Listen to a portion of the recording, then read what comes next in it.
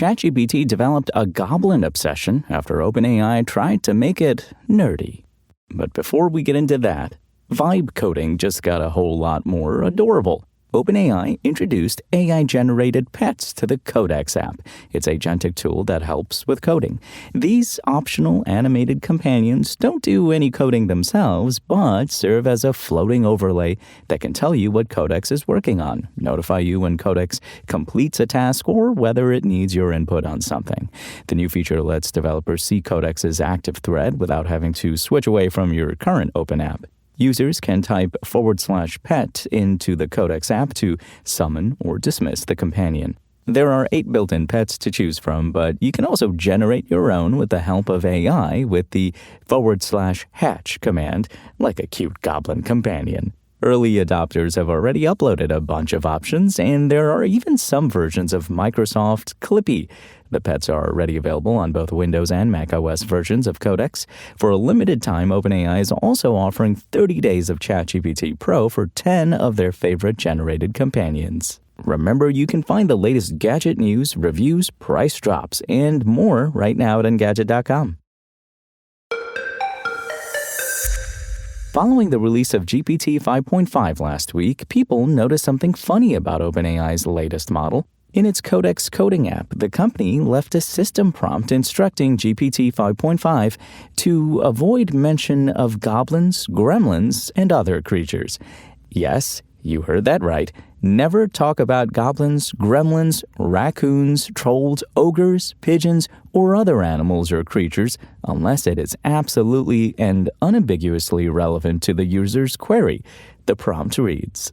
Apparently, enough people started talking about ChatGPT's creature obsession that OpenAI felt the need to provide an accounting of where the goblins came from. In a blog post published Wednesday, the company explains it began to notice a change in ChatGPT following the release of GPT 5.1 last November, after one safety researcher asked OpenAI to include the words goblin and gremlin in an investigation into the chatbot's verbal tics. The company found ChatGPT's usage of goblin increased by 175% after the release of GPT 5.1. Meanwhile, gremlin usage had risen by 52% over that same period. A single little goblin in an answer could be harmless, even charming. Across model generations, though, the habit became hard to miss. The goblins kept multiplying, and we needed to figure out where they came from, OpenAI says. After the release of GPT 5.4, the company and some users noticed an even bigger uptick in goblin references. At that point, an investigation was able to pinpoint what OpenAI describes as the first connection to the root cause. For a while now, ChatGPT has included a personality feature that allows users to customize the style and tone of the chatbot's responses. Prior to March of this year, one option people could select was nerdy. Part of the system prompt for that personality read as follows: "The world is complex and strange, and its strangeness must be acknowledged, analyzed, and enjoyed. Tackle weighty subjects without falling into the trap of self-seriousness." When OpenAI mapped goblin mentions to different ChatGPT personalities, it found the nerdy personality was disproportionately responsible for using that one word. Despite only accounting for 2.5% of all ChatGPT responses, it made 66.7% of all goblin mentions generated by the chatbot. Further investigation revealed that reinforcement learning was to blame for the uptick in goblin and gremlin usage. Specifically, OpenAI found that a single reward mechanism was responsible for teaching the nerdy personality to consistently favor creature language. Across all datasets in the audit, the nerdy personality reward showed a clear tendency to source outputs to the same problem with goblin or gremlin higher than outputs without, with positive uplift in 76.2% of datasets, the company explains. Subsequently, OpenAI found, due to how reinforcement learning can work, that the nerdy personality's love of goblins had transferred to other parts of its models.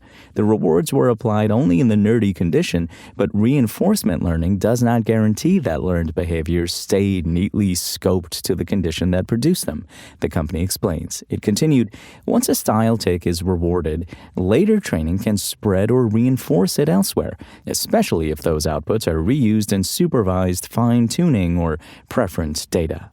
OpenAI began training GPT 5.5 before it identified the cause of ChatGPT's affinity for goblins, which is why there's a prompt instructing Codex to avoid creature language.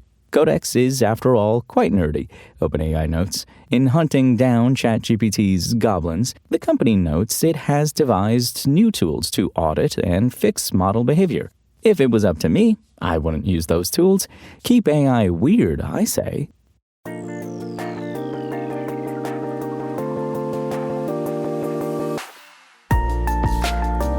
Thanks for listening to the show. Make sure to rate, review, and subscribe on Apple Podcasts. Today's show featured journalism by Engadget contributor Igor Bonifacic and was produced by Spoken Layer. I'm Imran Sheikh, and we'll talk more tomorrow.